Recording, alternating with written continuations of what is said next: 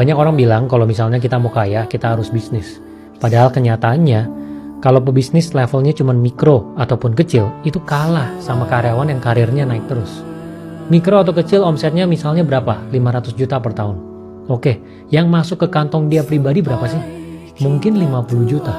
Ya karena kan bisnis ada biayanya. Biaya operasional, biaya gaji, biaya sewa kantor, air, listrik, internet, dan sebagainya. Dan kalau ada profit, itu biasanya digulung lagi kalau bisnisnya mau jadi gede. Anggaplah nggak digulung lagi. Yang bisa diambil mungkin berapa? 50-100 juta.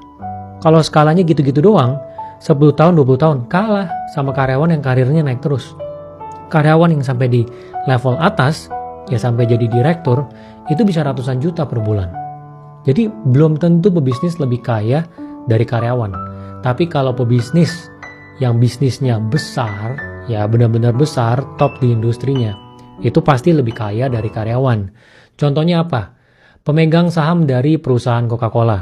Itu kalau dibandingkan sama CEO-nya yang gajinya mungkin ratusan miliar, ya lebih kaya pemegang sahamnya.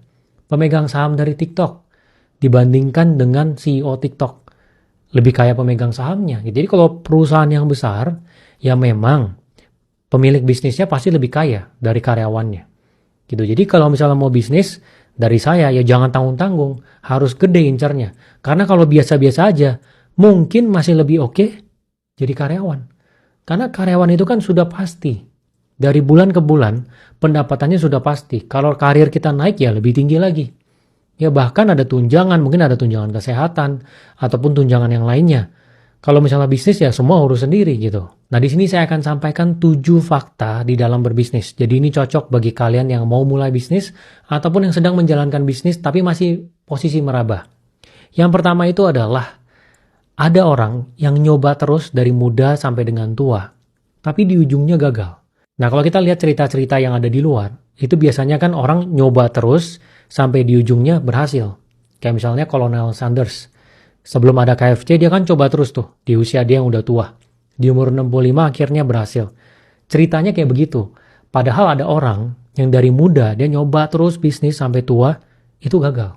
Banyak cerita yang nggak diceritakan di luar.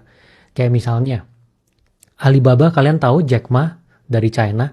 Pada saat dia mendirikan Alibaba, itu ada Jack Ma yang lain yang juga menggandeng teman-temannya untuk memulai e-commerce.